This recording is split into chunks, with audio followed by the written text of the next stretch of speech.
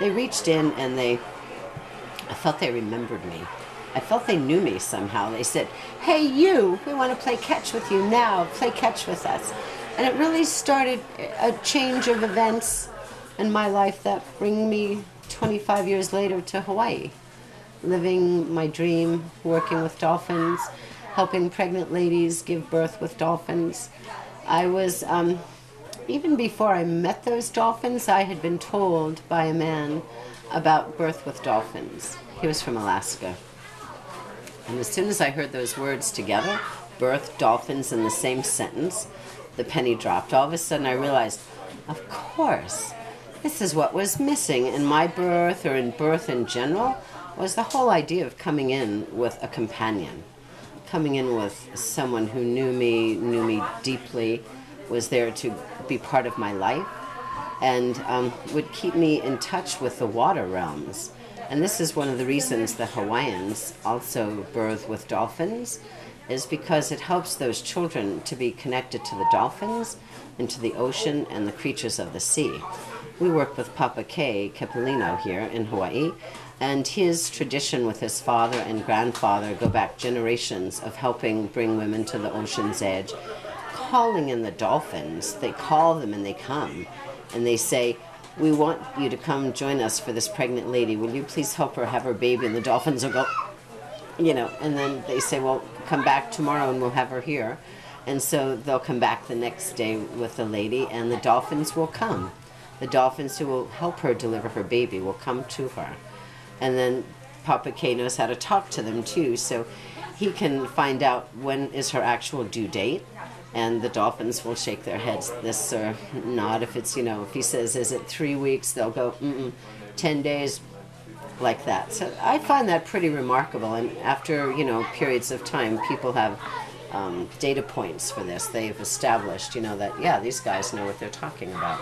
So back to the pod project with the pod people. Can you explain, can you tell us how many houses you have like that on Hawaii, on the Big Island? How many people on the whole they involve? And I don't know, maybe you can tell, because I remember once when we chat, you were telling about making the human dolphin... The habitat. Yeah, the habitat, like the dolphin habitat before humans. And I think the idea was quite great, so if you can tell us about that. Well, we have, in different stages of development, we have about like 4 or 5 pod places right now, and pod homes right now. It's a tremendous energetic to create something completely new.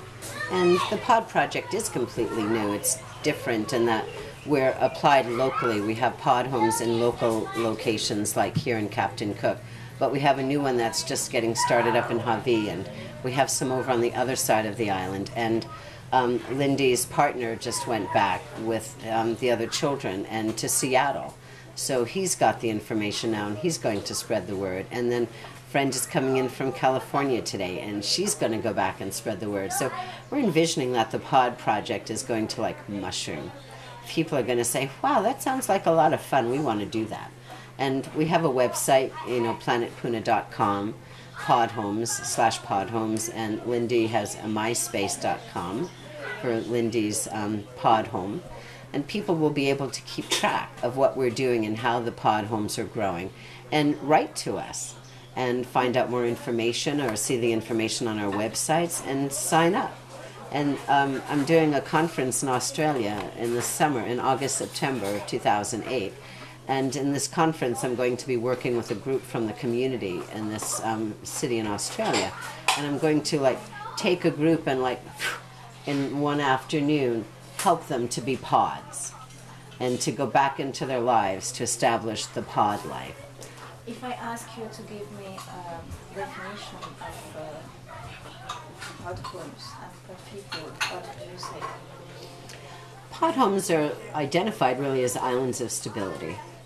That's what they came out from the very beginning, as a place where there's stability and security, warmth and welcome, so that people who come feel better for coming. And people, when they leave, they feel better for being with us. That's part of being an island of stability.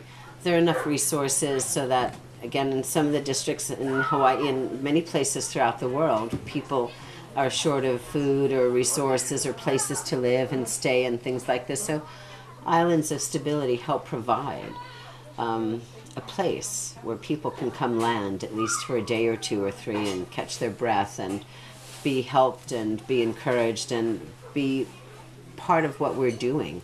So maybe they can show up and hardly have anything, but they could help in the garden, or they can help do something with the children, or they can just come and be here with us. And what's the relationship with the dolphins again? Well, the relationship with the dolphins is really in our heart. So while I've been a dolphin researcher for many years, I only occasionally get out in the water with them, because really the first time I met them, they totally gave me everything, a lot of information right from the very beginning. And it's changed my life since then. So it's different than I have to swim with them regularly or anything.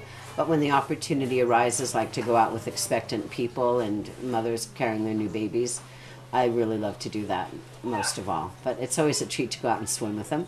But for people in the middle of the country, in the middle of Europe somewhere, or somewhere across the world, landlocked, it's really about helping us to find the dolphin within and finding that place in our heart that is connected, that feels part of life, that wants to reach out and share with others, because sharing helps us have more by sharing, because then there's strength. Like in the pod, there's a lot about the strength of the pod.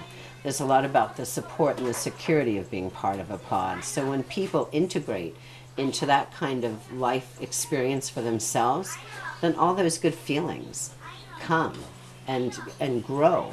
And a lot of the difficulties, emotional difficulties and drugs and alcohol problems